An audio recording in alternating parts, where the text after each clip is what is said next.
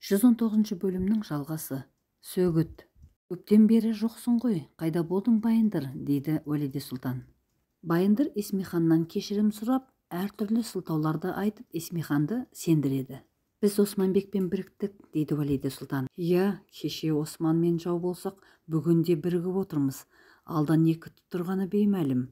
Сіз не айтсаңыз, сол болады, сұлтаным. Достасайық десеңіз, дос болайық, жауласайық десек, жау бола қояйық, сұлтаным, дейді. Найман тек Өктембектің ғана басын алмайды, Байындыр. Егер Найманды қолдасақ, бүкіл Түркімен халқынан айырыламыз.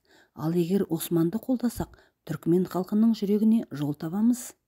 Найманды жерімізден қуып шығамыз, дейді Уәлиде Сұлтан.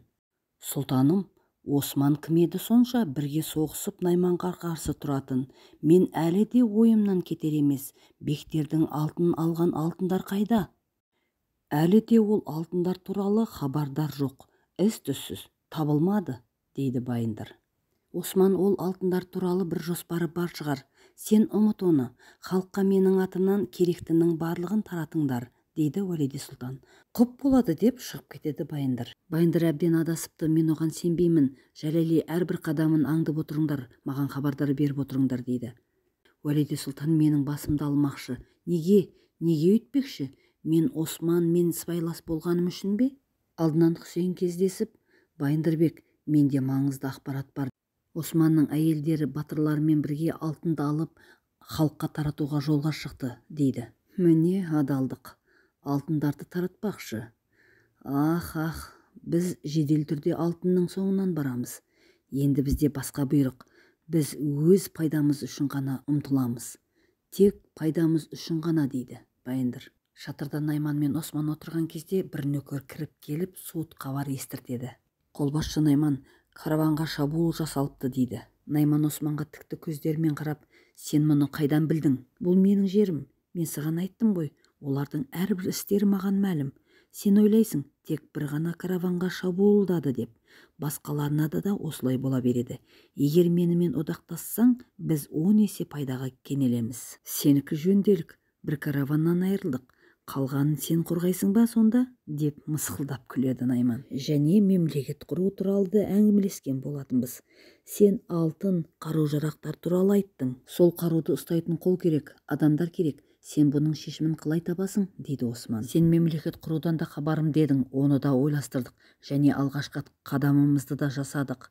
Мен мұсылмандардың балаларын жинап, жасақ құрамын. Оларды соғысуға, маған қызмет етуге дайындаймын. Бұл сені алаңдатпайды ма, Осман? Осман болса, әзірге менің қонысыма тиіспейтін болсаң, маған ол мәселе емес. Саған бұрында айтқанмын, кім менімен емес, сол маған қарсы.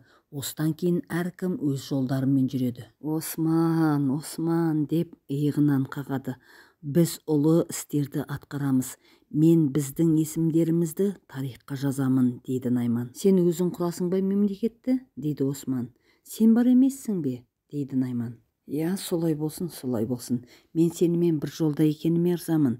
Мен оны меңзеп отырғаным жоқ. Сенде бауыр немесе досың бар ма, дейді Осман. Бұны мен не демексің, дейді Найман. Біз бірге екеміз, мен сенің қасында екенмін, яғни басқада сені қолдайтын жақының бар ма деп білгім келеді. Көп сұрақ қоясың, Осман, бүгінге осы да жетеді. Ал солай екен, онда саған тағы да бір айтарым бар. Менің білуімше сенің нөкерлерінің арасынан бүлікшілер бар, дейді Осман. Нені меңзеп отырсың? Шындықты, дейді Осман. Сен менің нөкерлерімді білмейсің, қазір білесің, деп сенімді 4-5 нөкерлерін алдыртады. Өзіне сенімді адал екендерін көрсетіп Османның көзін жеткізгендей болады. Осы кезде тұтқындағы Найманның 2 нөкерін Османның батырлары әдейі қашырып жіберіп, арттарынан өздері аңдып отырады. 2 нөкер Найманның шатырына барып, Найман туралы ақпаратты айту болатын. Осы кезде 2 нөкер үлгеріп жетіп барып, қалған нөкерлерді Найманға деген сенімсіздіктерін оятады. Айқұрт пен Байсұңқыр жоспарларының іске асқанына көз жетіп қайтып кетеді. Османның әйелдері мен батырлары алтындарды халыққа таратуға жолда келе жатқан болатын. Олардың алдынан басқа қоныстың бір топ адамдары шығып, кім екендерін біліп, не себепті жүргендерін айтып көмек сұрайды. Найманның нөкерлері келіп, қонысымыздағы балаларымыздың бәрін тартып алып кетті. Біздің оларға қарсы тұратын шамамыз келмеді. Көмектесіп жіберіңіздерші дейді. Бұлардың ту сыртынан Байындыр өз адамдарымен аңдып отырған болатын. Бегімдер Ақтемірге қалған істі аяқтауды қалдырып, біраз батырларды алып, құтқаруға аттанып кетеді. Ақтемір 10 шақты батырларымен алтынды таратуға кете барады. Байындыр арғынпийлығын жүзеге асыру үшін және де әлі де Ақтемірде қалған ісі бар екенін айтып, алтындарды тартып алмақшы болады. Ақтемірдің соңына түсіп, алтындарды алған соң ешкім менен күдіктенбейді дейді Байындыр. Осы кезде батырлар Айқұрт пен Байсұңқырды күтіп тұрған болатын. Біз Найманның караванын алып, Найманның жүрегіне алғашқы қанжарымызды соқтық. Енді келесі жоспарларымыз бар. Айқұрт пен Байсұңқыр батырларға жоспарларының жүзеге асып келе жатқанын айтып,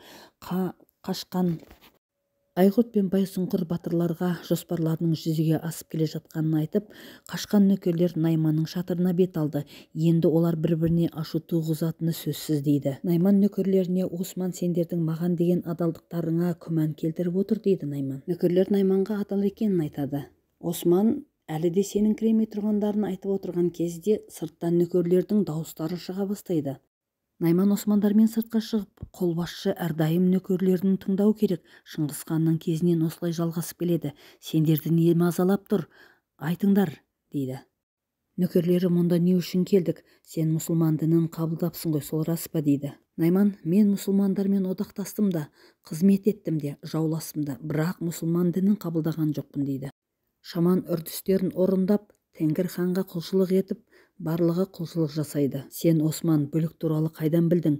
Нөкерлерімнің арасында әлде тыңшыларың бар ма, дейді Найман. Мен де сенің нөкерлеріңнің бірімін. Бұл туралы бұрын білдім.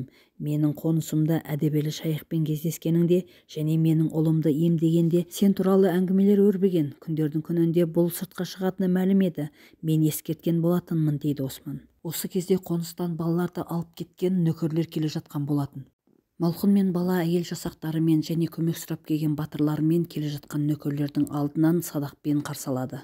Әйел жасақтары және батырлар жан түршігерлік батырлықпен шайқасып, балаларды аман алып қалуға бар күштерін салады.